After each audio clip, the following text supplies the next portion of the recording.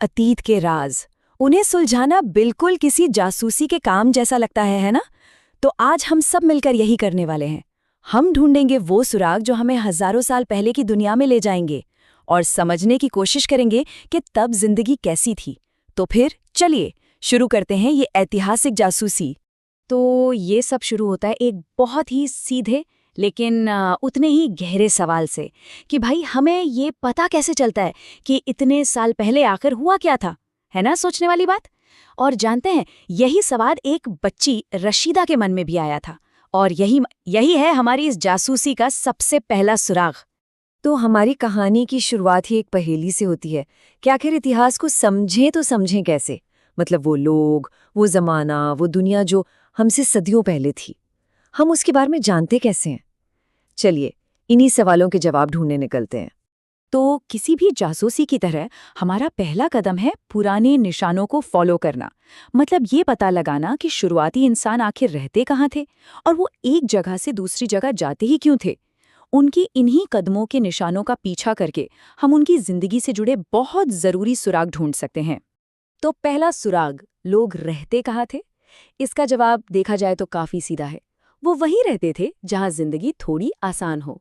जरा सोचिए, नदियों के किनारे जैसे नर्मदा नदी जहां पानी की कोई कमी नहीं थी, या फिर जंगलों के पास जहां शिकार मिल जाता था। और फिर जब खेती करना सीख लिया तो वो सुलेमान और कीर्थर पहाड़ियों जैसी जगहों पर बस गए जहां की जमीन खेती के लिए एकदम बढ़िया थी। और यहीं पर हमें मिलता है एक बहुत बड़ा सबूत। हमारे आर्कियोलॉजिस्ट यानी पुरातत्वविदों को सुलेमान और कीर्थर पहाड़ियों में क्या मिला पता है? लगभग 8000 साल पुराने गेहूं और जौ के दाने। ये तो एक गेम चेंजर था।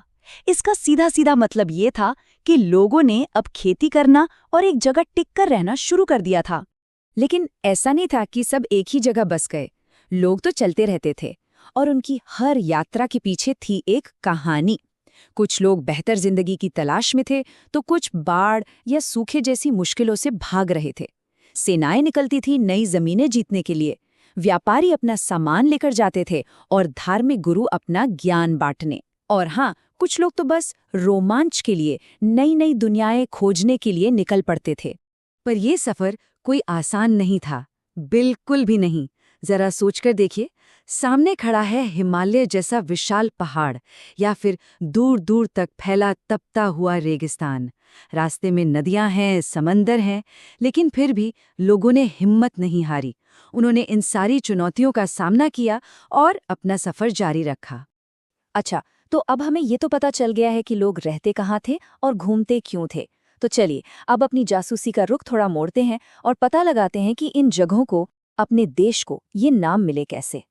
यहाँ देखने पर दो नाम सामने आते हैं, इंडिया और भारत। और दोनों के पीछे दो अलग अलग कहानियां हैं। इंडिया शब्द आया इंडस नदी से, जिसे संस्कृत में कहते थे सिंधु। तो ईरानियों और यूनानियों ने सिंधु नदी के पूरब की पूरी जमीन को इंडिया कहना शुरू कर दिया। वहीं दूसरी तरफ भारत नाम हमें मिलता है ऋग्वेद में। ये नाम उत्तर पश्चिम में रहने वाले लोगों के एक समूह भरत के नाम पर पड़ा। तो फिर से वही सवाल कि आखिर हमें ये सब पता कैसे चला? जवाब छिपा है उन सुरागों में जो हजारों साल पहले के लोग हमारे लिए पीछे छोड़ गए। चलिए अब एक एक करके इन सुरागों की गहराई से पड़ताल करते हैं। तो हमारा पहला सुराग है पांडुलिपि या मैन्यूस्क्रिप्ट। देखिए, ये हाथ से लिखी हुई पुरानी किताबें हैं। मैन्यू लैटिन में हाथ को कहते हैं, तो मैन्यूस्क्रिप्ट मतलब हाथ से लिखी हुई। अब उस जमाने में कागज तो था नहीं, तो ये लिखी जाती थी ताड़ के पत्तों पर या फिर हिमालय में मिलने वाले भोज पेड़ की छाल पर। अब आते हैं दूसरे सुराग पर। ये हैं शिलालेख या इंस्क्रिप्शंस। ये पत्थर या धातु जैसी किसी सख्त सतह पर खोदे हुए लेख होते हैं। इन्हें इसीलिए सख्त चीजों पर लिखा जाता था ताकि ये बहुत बहुत लंबे समय तक टिके रहें, और इसी वजह से ये इतिहास का एक बहुत ही भरोसेमंद सोर्स माने जाते हैं। तो पांडुलिपि और शिलालेख में आखिर फर्क क्या था? ऐसे समझिए, पांडुलिपियां थीं नाजुक, ताड़ के पत्तों पर लिखी हुई, कीड़े खा सकते थे, समय के साथ खराब हो सकती थीं। वहीं शिलालेख पत्थर पर तराशे हुए थे, एकदम पक्के, हमेशा के लिए। शायद इसीलिए राजा महाराजा अपनी जीत की बड़ी बड़ी कहानियां पत्थरों पर ही लिखवाते थे, ताकि वो हमेशा हमेशा के लिए अमर हो जाएं। लेकिन हर कहानी लिखी हुई तो नहीं मिलती है ना। कुछ कहानियां तो जमीन के नीचे दफन होती हैं। और यहीं पर सीन में एंट्री होती है हमारे असली जासूसों की, पुरातत्वविदों की, यानी आर्कियोलॉजिस्ट्स की। ये लोग जमीन की खुदाई करके पुराने बर्तन, हथियार, औजार और सिक्के जैसे छुपे हुए सुराग बाहर निकालते हैं। और ये बात बिल्कुल सही है। आर्कियोलॉजिस्ट्स असल में अतीत के जासूसी ही तो हैं। वे इन्हीं चीजों को जोड़कर, इन्हीं सुरागों से ये पता लगाते हैं कि हजारों साल पहले लोग कैसे रहते थे, क्या खाते थे, कैसे कपड़े पहनते थे। एक पूरी की पूरी दुनिया फिर से खड़ी कर देते हैं। ठीक है, तो अब हमारे पास सुराग तो आ गए हैं, लेकिन किसी भी अच्छी जासूसी कहानी के तरह इन सुरागों को सही तरतीब में, सही क्रम में लगाना भी तो जरूरी है। और इसके लिए हमें चाहिए एक टाइमलाइन। तो तारीखों को समझने के लिए इतिहासकार एक सिस्टम इस्तेमाल करते हैं। बीसी का मतलब है बिफोर क्राइस्ट, यानी ईसा मसीह के जन्म से पहले का समय। और एडी का मतलब है एनो डोमिनी, जो उनके जन्म के बाद के समय के लिए इस्तेमाल होता है। आजकल इसकी जगह बीसीई और सीई का भी इस्तेमाल होता है, मतलब बिफोर कॉमन एरा और कॉमन एरा, लेकिन बात एक ही है। तो चलिए अब अपने कुछ खास सुरागों को इस टाइमलाइन पर रखकर देखते हैं। आज से लगभग 8000 साल पहले खेती की शुरुआत हुई। फिर करीब 4700 साल पहले सिंधु नदी के किनारे पहले शहर बसे। और उसके भी बाद लगभग 2500 साल पहले गंगा नदी के किनारे नए शहर आबाद हुए। देखिए, अब घटनाओं का एक पूरा क्रम साफ साफ दिखने लगा है। तो हमारी जांच लगभग पूरी होने को है। लेकिन रुकिए, कहानी में एक आखिरी मोड़ बाकी है। और वो ये है कि अतीत की कोई एक कहानी नहीं है, बल्कि अतीत तो कई अलग अलग कहानियों से मिलकर बना है। इस बात को समझने के लिए जरा यहाँ देखिए।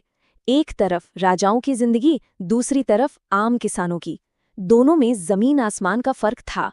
राजा महलों में रहते थे और अपनी जीत के किस्से पत्थरों पर लिखवाते थे। वहीं किसान अपनी छोटी छोटी झोंपड़ियों में रहते थे और उनके पास अपनी कहानी लिखने का कोई जरिया ही नहीं था। इसीलिए हमें राजाओं के बारे में तो बहुत कुछ पता चल जाता है, लेकिन आम लोगों की जिंदगी कैसी थी, ये जानने के लिए हमें अक्सर उन्हीं पुराने बर्तनों और औजारों पर निर्भर रहना पड़ता है। और यही बात हमें एक आखिरी लेकिन बहुत जरूरी सवाल पर लाकर छोड़ देती है कि इतिहास को खंगालने का मतलब सिर्फ ये जानना नहीं है कि क्या हुआ था। इसका मतलब ये भी पूछना है कि किसकी कहानियां हम तक पहुंची और किसकी कहानियां कहीं खो गईं। आज भी हम किन लोगों की, किन की आवाजों को सुनने से चूक रहे हैं।